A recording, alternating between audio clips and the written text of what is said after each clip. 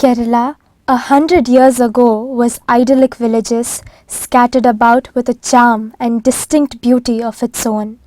Untouched nature, blooming flowers, tall trees and greenery all around. Indeed, in those days there was no electricity, and after sunset there would be no human activity outside. Handheld logs tied with cotton soaked in oil lit up the night for people interested in travelling in the dark.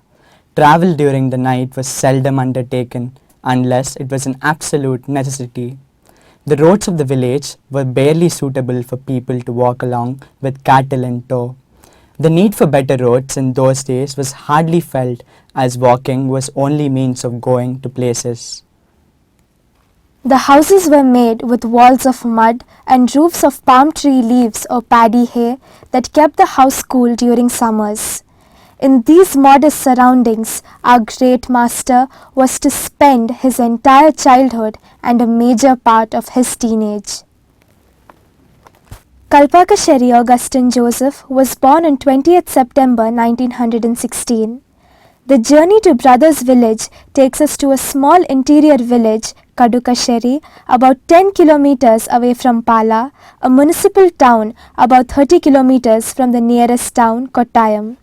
There were not many houses in the immediate neighborhood, and the name of the house in which brother and his family lived was Kalpakasheri House. In Kerala, the tradition was, irrespective of the community, a person's house is always given a name and the family members were identified by that house name. The parents of Augustine Joseph passed away early in life, and the children, 4 brothers and an elder sister, were left to fend for themselves. The family took up farming as the main occupation. The elder sister would finish the household chores and help the brothers with farming. They owned cattle and country chicken, which were their movable wealth. On the whole, the family presented a united front and were quite attached to each other. While not much is known about the family's education, the neighbors testify that young Augustine was way ahead of others in studies and was considered as the wise one. Joseph was a serious child and showed exceptional interest in studies.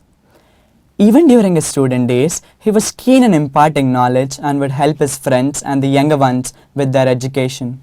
A 70-year-old man recollects the family of this great master and narrates that young Augustine was slightly mischievous but would go to school walking for half an hour in order to attend classes which he never wanted to miss. He says, while helping other students with their studies, he used to pinch their ears if there was any repetition of errors. After his high school studies, he got himself enrolled into the church service and became a sincere and dedicated servant of the Lord as Reverend Brother Stanislaus. Through hard work, selfless and dedicated service, he earned all-round praise and was seen as a person with great leadership qualities. He worked at St. Joseph's, Ooty, St. Gabriel's, Kazipet, and subsequently St. Patrick's, Hyderabad. During his stay at Secunderabad, Reverend Brother Stanislaus completed his graduation in BA, and in the year 1957 he completed his B.Ed. It was as if destiny was guiding its favorite child. He was appointed superior and principal of St. Paul's High School, Hyderabad. Among his wonderful qualities, Reverend Brother Stanislaus was an excellent teacher of mathematics and geography. To add to this, he was a great administrator whose sharp eagle eye could easily identify the best teachers, and without a second thought, they would soon be in the rolls of the school. Such was his acumen. All the teachers he appointed were gems, each excelling in his or her selected subject and competing to be the best in the field. The golden period of St. Paul's dawned, and for both the institution and the founder there was no looking back, ever since Reverend Brother Stanislaus steered the institution with a mercenary zeal that was rarely seen in the field of education. His method of educating the students was well received and appreciated by the parents. His simple philosophy of teaching a child was well illustrated by the proverb, "Spare the rod and spoil the child."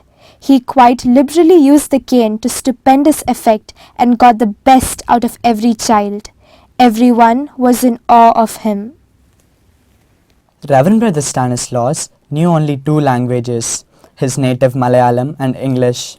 His communication with the staff and attenders used to be invariably in English. It was said that even the attenders started speaking in English. Brick by brick, he built the edifice of excellence, and within a short span of time, St. Paul's became one of the best institutions. The bars of standards were set so high that other schools were left gaping, even among the Montfort schools. The pinnacle of glory came when he was honoured with the Best Teachers Award in 1971 by the President of India, Shri V.V. Giri. No teacher could have asked for more. His service of 18 long years in St. Paul's is rightly considered by one and all as the golden period in the history of St. Paul's High School. He is remembered by a legion of his loving students spread across the globe as a great teacher who molded their lives and paved way for their bright future.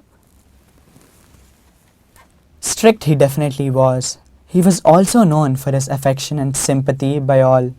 His paramount importance was St. Paul's High School. There were several occasions when he had hired a taxi and gone visiting even cinema halls in search of his students and brought them to the school, provided boarding and lodging, gave them extra coaching by keeping them in the school under his watchful eye. Such was his care, love and affection for his students. At the same time, he was uncompromising in maintaining discipline and would not hesitate in taking stern steps in reprimanding and transforming the indisciplined students. His students looked at him in awe, while the parents in wonder. This was the combination that the legend Reverend Brother Stanislaus had in him. Later, as an institution builder, he added the adjacent land and constructed the Alfonsa Villa for primary classes and also bought the buildings which were housing the school. A dedicated teacher and faithful servant to the church, he is remembered with reverence and love by all the Montfort brothers, as well as his numerous students worldwide.